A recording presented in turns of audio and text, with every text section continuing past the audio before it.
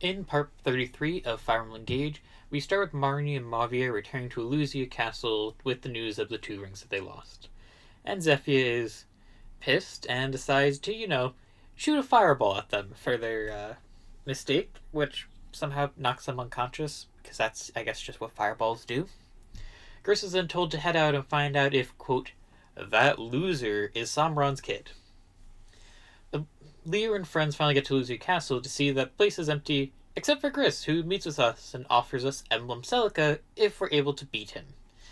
And so the map starts, and it's a fog map. Kind of. I mean, it's like every fog map where you need torches to see where the enemies are, but technically it's just dark. The map splits into two halves before immediately reconvening. The other gimmick of the map is that since Emblem Celica's special power is Warp Ragnarok, Griss does this hit and run attacks on you a couple of times before retreating back to the end of the map in the usual boss location. This does mean that you can technically kill him turn 1 if you have knowledge of where he spawns in the dark and combination with proper emblem uses and dances and stuff. But I'm not that strong and I'd be missing out on a ton of free EXP and loot, so I decided to split the army the usual way of Bouchra and Louis carrying hard each of the sides while everybody else just kind of supports, picks up some kills, that sort of thing. Now while the others are getting really good like Tamara and Celine, nothing beats Louis and Bouchra when it comes to strength combined with survivability. I mean, they are just absolute goats.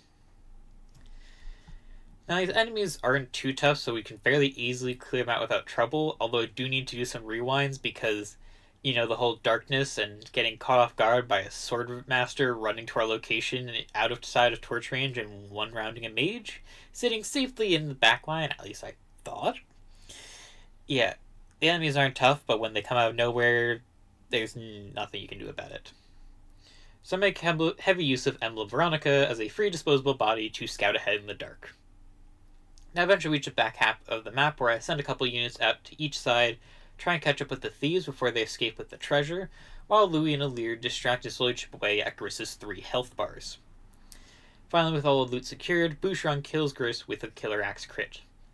And with that, the chapter is over. We got a cutscene with Griss where he's way too eager for us to summon Celica.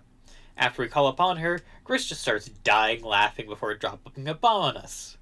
Alear isn't a divine dragon, but rather a child of the fell dragon Sombron. He confirmed this by giving us Celica to summon. Divine dragons summon emblems via prayers, while fell dragons have to use invocations like we've been using the entire time. While the rest of our party accuses Griss of gaslight, gatekeep, and girl-bossing us, we decide to interrogate Emblem Sigurd, who confirms that, yeah, we're a descendant of Sombron, but after we lost our memories, Lunera was like, hey, if we just never mentioned this, maybe we could just live a happy life and ignore our past. Sigurd also confirms that we do have some divine dragon power in us, probably due to Lumera giving us some of her power to revive us, and that's why emblems summoned by Alear's invocations can communicate, unlike every other emblem Sombron summons. So we decide that, even though Alear may be part fell dragon, we're still going to fight together and defeat Sombron.